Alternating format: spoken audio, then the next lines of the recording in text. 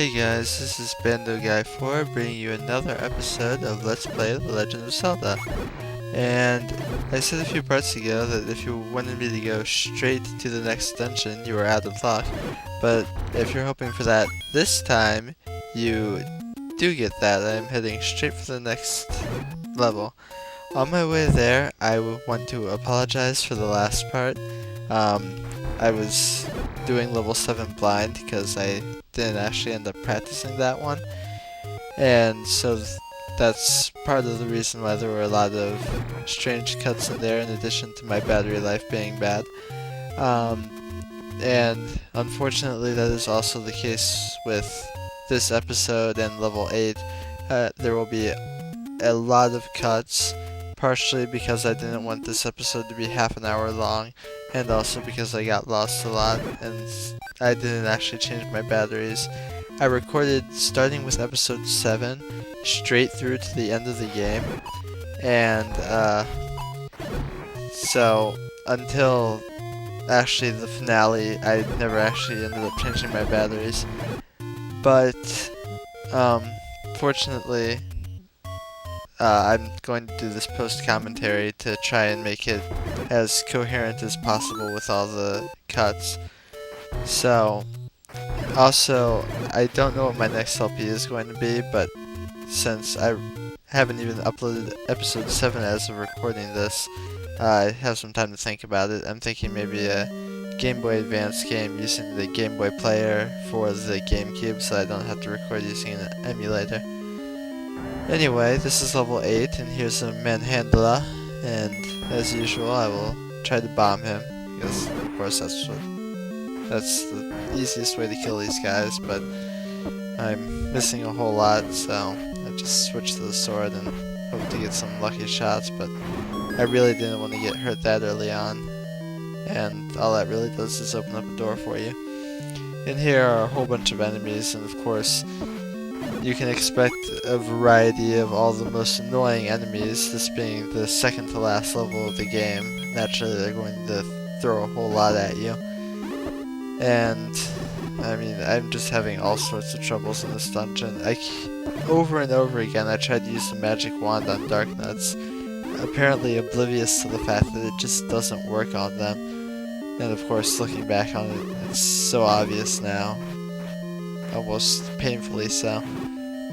So I'm just running around trying to kill these guys, but to little effect. But eventually I do get them, and the first of 2 items in this dungeon is right down here. It's a magic book. What it does is it adds additional functionality to your magic wand. Now at the end of the energy that you shoot at, you can see there it's turning into fire, which renders the red candle that we got so very recently basically pointless. So I don't even see why they needed the red candle. But honestly, I like the magic wand that lasts with the fire. I feel like adding the fire at the end of it doesn't really help a whole lot, and I noticed myself complaining about it for the rest of the game. In here I guess it was kind of helpful because I got to kill one of the enemies and light up the room at the same time. But apart from that, it's nothing spectacular. So just grab the key and get out of here. You get a lot of keys in this dungeon and you don't actually need them because the second item of this dungeon is like infinite keys. Here's another manhandler, and I decided to see if the magic wand hurts it, and it does in fact. But the bombs just take care of it so much faster. And fortunately, at that point, I also opened up the top door, so I didn't have to go searching for it. And here is a bunch of Darknuts, and I clearly wasn't prepared for a room full of Darknuts. I used a couple bombs to try and thin them out a little bit, but I ended up taking a whole lot of damage in here, which I really didn't want to do this early in the dungeon, because it's a fairly long dungeon, and if you take this much damage early on, you're not going to make it very far. But when I kill this Dark Knight, I think I get... I blocked those hits. Then I go in here, and I'm gonna try the magic wand to light up the room and see if it works on the Pole's voices, but of course it doesn't at all. It does absolutely nothing, so I pull out my arrows for him. And I happen to get a stopwatch there, and it lines up 2 beautiful shots to take out the rest of the Pole voices very easily. And I get the compass, so I have an idea of where the boss is. But of course I'm not going to get the map for a long time, but I'll explain that when I get to it. Instead I head off to the left, which is entirely pointless. And here's just yet another key with a bunch of enemies, and again, so many keys in this dungeon, but absolutely nothing to use them for. And I guess I'll mention a couple things about this game, said while I'm getting keys and not actually explain what's going on. Actually, the first person I know in our family who played this game was my mom, and she's amazing at this game. She could probably still beat it as easily, if not easier than I can. She never actually did beat the final boss, but while playing through the game, she hand drew maps for every dungeon. She outlined all the bombable walls, every passageway, what doors were locked, and everything. They're extremely detailed maps, and I know they're still somewhere around, but if I had had them for the LP of this game, it would have been so very smooth. So here's a blue Goma, and I was thinking 2 shots to kill it, and I'm just not having very good aim. I think it's 2 shots to kill it.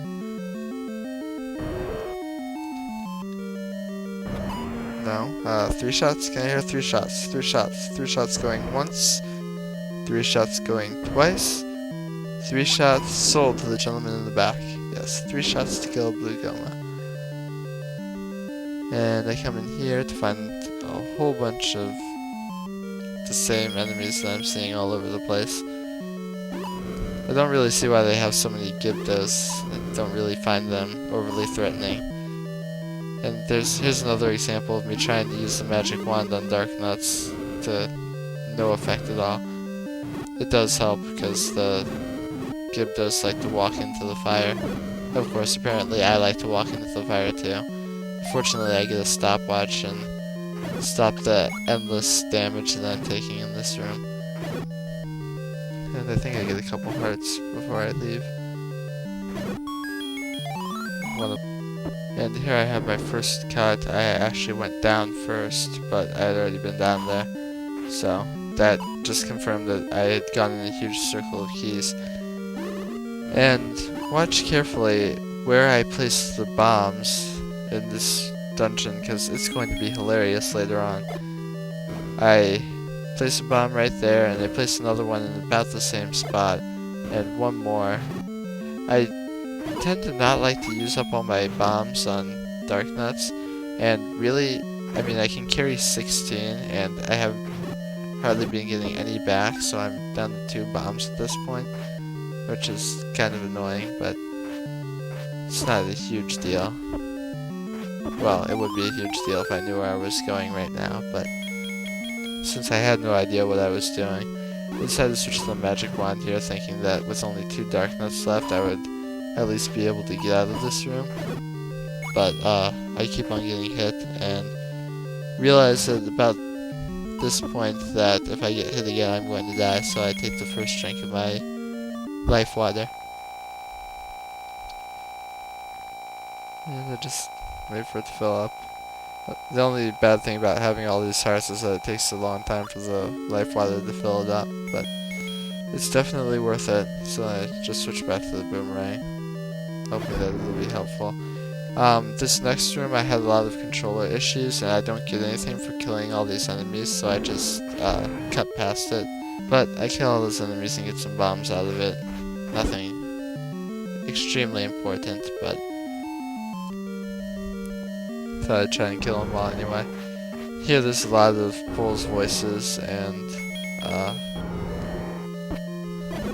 yeah, it's a shame because here I know that I'm so close to the boss and still don't have the second item of this dungeon, so I already worried that I would have to go back. And I'm I was thinking, I don't even have the map yet, so how on earth am I going to complete the dungeon this quickly? But eventually I do figure out where all that stuff is, but not for another minute or so. And even though I know that I'm not going to need it, I go ahead and pick up that key over there. I don't even know why I thought to pick it up. But in here I light up the room and decide to fight the Dark Nuts. And I guess it is good that I went ahead and fought them, since I do end up having to go back in the dungeon. But otherwise it would have just been a waste of hearts.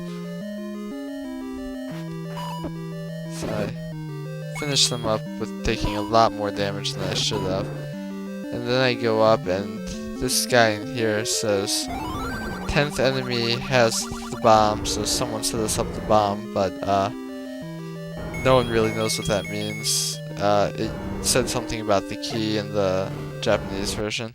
You have to bomb your way to the boss if you want to fight him. But now I cut back to getting the stuff that I missed in this dungeon, all the rooms that I haven't visited yet. So, cutting back the first time, there's another hint guy if you go up from where you fought one of the manhandlers, and he says Spectacle Rock is an entrance to death, which is absolutely true. Spectacle Rock is the area where the last level is. All those bombs that I set, and I didn't set one just a little bit further to the right to figure out that the manhandler in here gives you the map, and you see that the remaining rooms are just straight up from here. So if I had just been a little bit farther to the right when setting those bombs, I would never have had to go back in this dungeon, and would have saved myself a whole lot of time. So, have a little bit better aim with this Skoma, but I'm having trouble blocking all of the various corner statues shooting their fireballs at me, so I end up having to use the life water again, which is really not a good thing, because it results in a lot of issues for the rest of the dungeon, which of course I'll touch on those when I get to them. And for the life of me, I just cannot block those statues. But once I get the gum out of the way, I'm able to avoid them since I don't have to focus on it anymore. And I think about going off to the right first, but I decided to do the bomb room first. And I knew that there was a room in here that had a lot of rupees. And initially I got out of that room thinking I'll just get a key. But then I noticed the door at the bottom and that it doesn't show up on the map. So I figured that was probably the room that had a stash full of rupees, and it's actually a good room. Here I use the recorder because I've heard so many times that it affects the Pole's voice in some way, but I don't notice any difference in them. So I pick up those rupees, get a little bit of a refund for all the bad Goma shots that I missed. And then, naturally, I go up to the room at the top, which doesn't really have anything of great importance in it, but I have no trouble dispatching these Dark Nuts this time. So I get my bombs back that I've used to open up these paths. And of course, the last room that I go to is the one that I've been searching for all this time, the only room that I really considered it necessary to go in. I didn't consider getting the map necessary or the compass, but the item down here is actually helpful. So again, I have all sorts of trouble taking out enemies that I don't consider all that difficult, but since I just want to get this dungeon over with at this point, I shoot the Pole's voice with an arrow that time.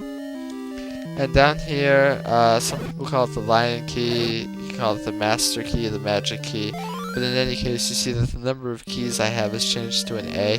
I don't know if the A actually stands for anything specific, but the main point is that it gives you infinite keys. Here I went back to the boss and actually died. So I decided to cut all that trip out and went to get a ferry and refilled my life water before going to the boss again. And I have the life water ready in case I need it. But since I have so many hearts and life water this time, I just decided to charge at the boss. And I actually only get a couple hearts taken down. And I get the last start container of the game. And I set back to the boomerang, because that's just what I like to have set most of the time. And I pick up the last Triforce shard. So, if you liked this video, give it a thumbs up, feel free to comment, and if you've liked my videos so far, subscribe because there's more on the way. In the next part, we'll be going to the final dungeon of the game. This has been Bando Guy 4, and I will see you guys then.